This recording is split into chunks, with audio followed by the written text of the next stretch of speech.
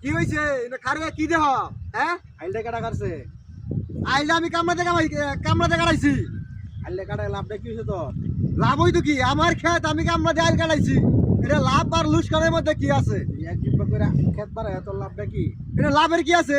এই যে তোমার আইল তো ঠিক জায়গায় আছে, আমার ভাল লাগছে আমি কামড়াতে কাটাইছি। এই ক্ষেতের মধ্যে তো ধান লাগা আছে, ধান খাইবো কেডা?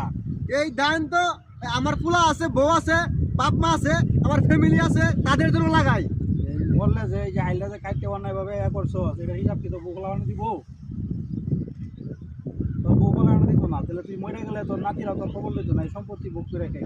যে অন্যায় ভাবে, ঠিক আছে, বেআইনি ভাবে এটা করে আল্লাহর কাছে তুই হিসাব দিতে গেলে লাগে। এরকম কাজ করা কি ঠিক? এই যে কাজগুলা করলি, তুই যখন মারা যাবি তোর বউ পোলা পান, তোর নাতির পরে যারা আসবে জেনারেশন, তারা এরা বুক করে খাইবে। তারা তোর নামও জানবে না, তোর কবরে একটা মাটিও দিবে না, তোর জন্য একটু দোয়াও পড়াবে না। তাহলে কি দরকার অন্যায়ভাবে এই যে একজনের আইল কাইটা বড় কইরা, নিজের ক্ষেত বড় কইরা চাষ কইরা, ঠিক আছে, যে বউ পোলা পানটা খাওয়াইবে, যে পাপের হিসাব বউ পোলা পান দিবে না, এই পাপটা করা উচিত না ভাই, তুমি আমার চোখ খুলে দিছ। আসলে এই যে জিনিসটা পুরা বাংলাদেশে অহরহ হইতেছে। আজকে যে জিনিসটা আমি করছি এখানে আইল কাটিয়া, এই জিনিসটা পুরা বাংলাদেশে অহরহ হইতেছে, কিন্তু কেউ প্রতিবাদ করতেছে না, এই বিষয় নিয়ে কেউ ভাবতেছে না। আমি এই বিষয় নিয়ে বললাম, আমি এই জন্যই যে এই জিনিসটা কাটলাম, যে তুমি আমারে আজকে যে জিনিসটা বুঝাইছো, এই জিনিসটা অহরহ বাংলাদেশে ঘটতেছে, প্রত্যেকটা কৃষকের সাথে এই জিনিসটা ঘটতেছে। আজকে তুমি আমার চোখ খুলে দিছো, পরবর্তী এই কাজটা আর হবে না।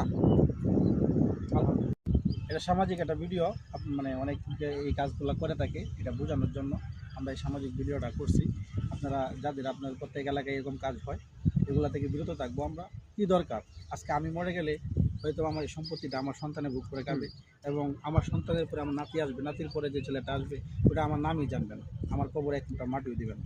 তো আমরা এই কাজগুলো থেকে বিরত থাকবো। সবাই সবার জায়গা থেকে ভিডিওটা শেয়ার করবেন এবং সবাইকে দেখা শুরু করে দেবেন। প্রতিনিয়ত এই ভিডিওটা অনেক শেয়ার করবেন, যে অনেক মানুষের কাছে যায়, কেন পুরো বাংলাদেশে এরকম কাজগুলাই বেশিরভাগ হচ্ছে।